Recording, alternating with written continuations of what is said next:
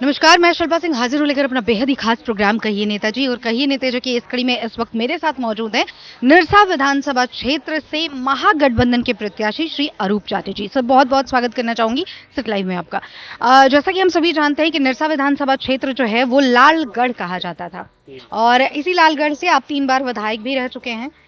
लेकिन अब ऐसा हुआ है कि मासद से आप विधायक रहे, लेकिन फिलहाल आप भाकपा माले में चले गए हैं। तो ऐसी क्या वजह रही कि आपने जो भाकपा माले में एमसीसी का विलय कर दिया?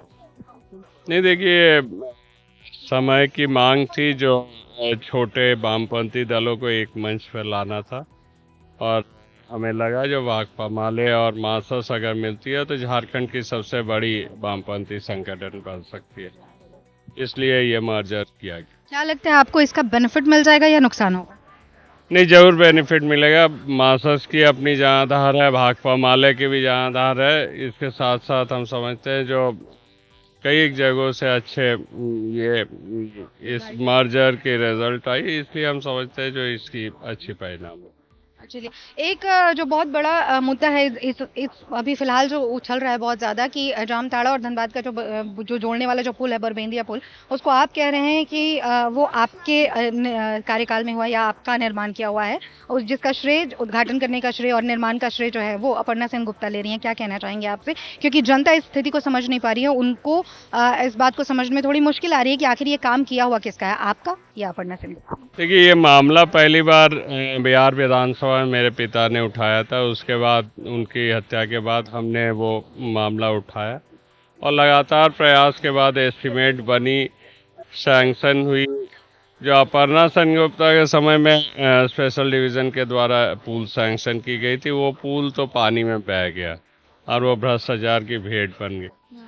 अभी जो पुल बन रही है वो पीडब्ल्यूडी डिपार्टमेंट के द्वारा बनाई गई है, और पीडब्ल्यूडी के एस्टीमेट रघुवर दास जी के समय ही हुआ था। सैंक्शन हेमंत जी ने करवाया, और इसकी मतलब कोई भी भूमिका हम समझते हैं जो यहाँ पर मतलब अभी फिलहाल जो निरसा के विधायक है उनका कोई भी श्रेय हम समझते हैं जो उनकी नहीं है।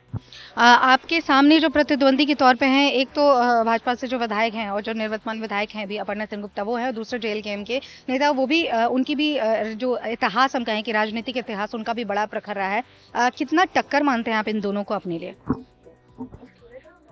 देखिए, बीजेपी संगठन के हिसाब से वो हम समझते हैं जो हम लोगों की लड़ाई है। और अपर्णा सेन गुप्ता जो फॉरवर्ड ब्लॉक से कैंडिडेट थी तो वो 10,000 10,500 वोट लाई थी।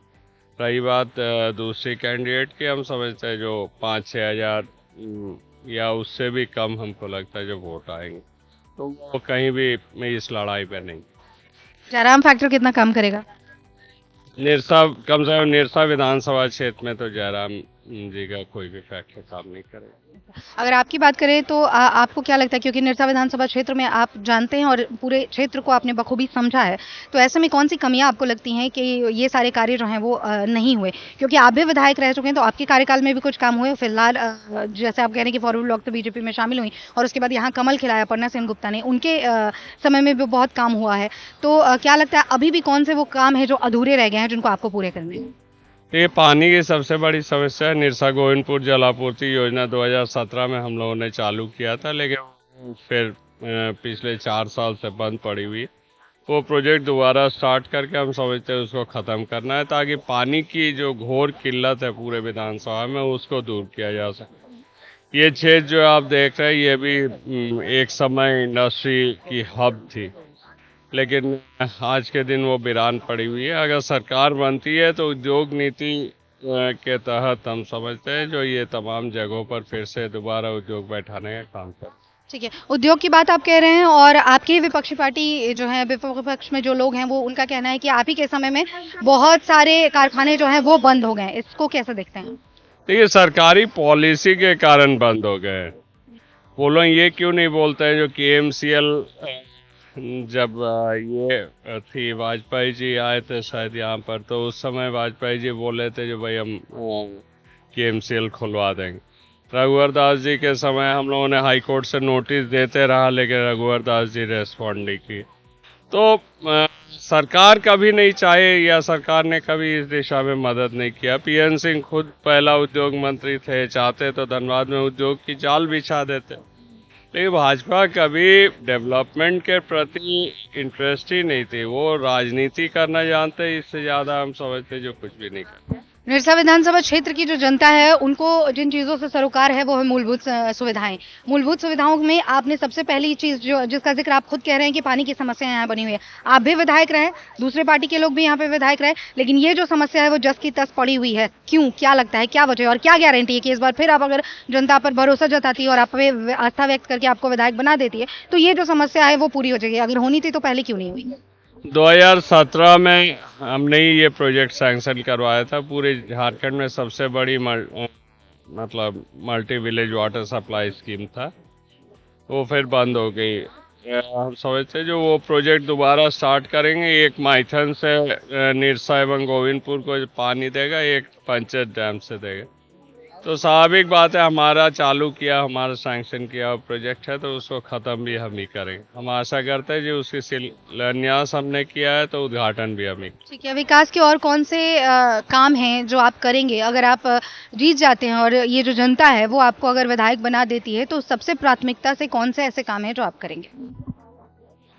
तो ये मैंने कहा, नीति अगर सरकार हेमंत जी की बनती है तो उद्योग नीति पूरी झारखंड में हम समझते जो परिवर्तन करेंगे। उड़ीसा के तर्ज पर उद्योग झारखंड में भी लगे, इस दिशा में काम करेंगे। आपकी आईआईटी की प्रोजेक्ट है जो माइथन में हो रही थी, हमने स्टार्ट करवाया था।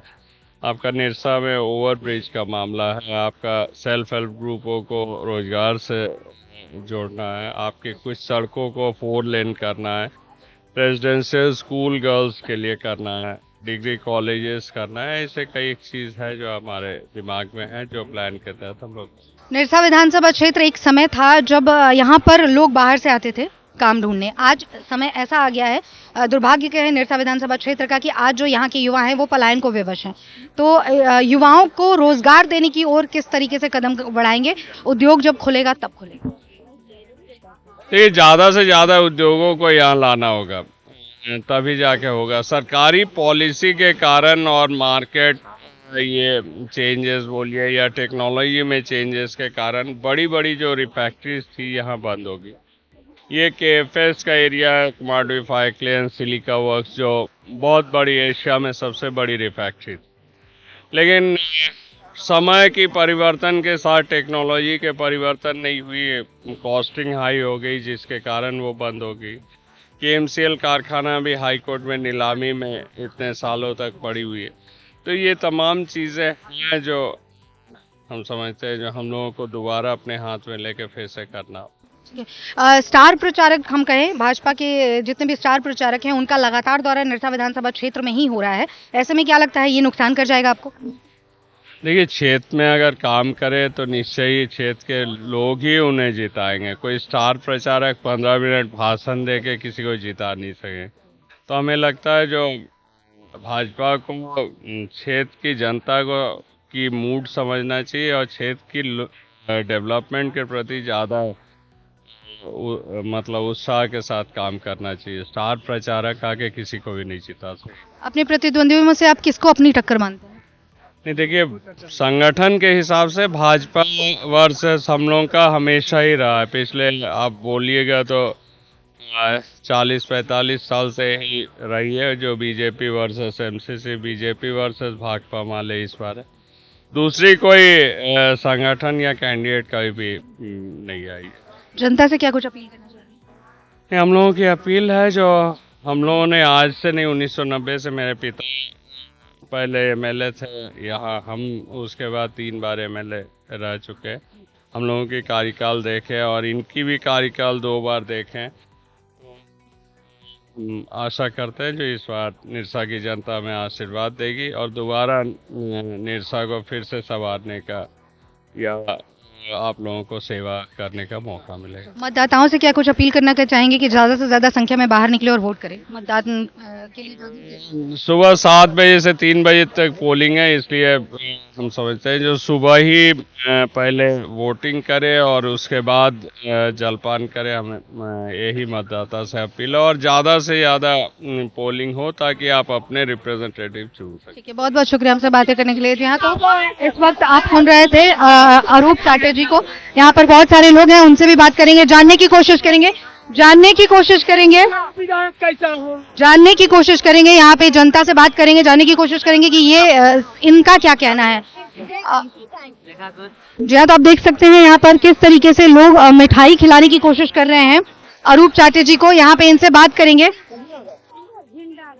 अच्छा, एक मिनट इधर सुनिएगा। कोई समस्या दिखती है निरसा विधानसभा क्षेत्र में आपको? यहाँ पानी नहीं मिलता था, यहाँ पानी दिया। पानी नहीं? यहाँ बहुत होता था, पानी नहीं मिलता। बेटा मेरा पानी लगाया यहाँ पर, यहाँ रोड नहीं था, रोड दिया, सब कुछ वो किया है, वो लड़का मेरा सब कुछ किया है। ठीक है, पानी की समस्या है। और कोई समस्या महिलाओं से संबंधित कोई? घर द्वारे नहीं है ना। जो सरकारी योजनाएं हैं, जो केंद्र की योजनाएं हैं, योजनाएं मिलती हैं आपको? केंद्र की योजनाओं का लाभ मिलता है? हाँ, कुछ नहीं मिलता। अभी जो विधायक हैं वो खाली पैसा के पीछे भाग रहे हैं। गरीब आदमी को आवास हो, सब कुछ है, बोले पेंशन देंगे, गैस देंगे, गिनती करा रहा है ना। एक मिनट वो गिनती करा रहा है। यहाँ हमारा भी है, जोगी जी आए थे, इतना दिया। हमारा इस इलाका में कितना आवास है गिन लीजिएगा, आप बोल दीजिएगा कितना आवास है। सरकारी योजनाओं का लाभ नहीं मिलता आप लोग? मिलता है। अपर्णा सेनगुप्ता कुछ नहीं करना चाहती है, खाली मुंह दिखाती है। नहीं किया है। तो दिन विधवा पैसा डाल के दिन कितना था उतना दिन कहाँ था? वो कुछ नहीं किया, दिखाई दे रहा अपर्णा सेनगुप्ता का। हम लोग बुलाने का बाद भी अपर्णा सेनगुप्ता यहाँ नहीं आया। विकास का कोई काम यहाँ नहीं हुआ? कुछ काम नहीं किया। जी हाँ, तो आप देख सकते हैं यहाँ पे बहुत सारे लोग हैं जिन्होंने का बस्ती में घर आया, मेरा घर काहे नहीं आया? आपके घर काहे नहीं होता है? हमारा घर में रहता हम। जी हाँ, तो आप देख सकते हैं बहुत सारे लोग हैं जनता में। हाल आप देख सकते हैं जनता में काफी आक्रोश है और लोगों का ये कहना है कि सरकारी योजनाओं का लाभ तक इन लोगों को नहीं मिल पाया है, जिसकी वजह से लोग काफी आक्रोशित हैं। अब देखना ये होगा कि इस बार क्या सत्ता पलट होता है, क्या ये जनता पूरी तरीके से बदलाव के मूड में है।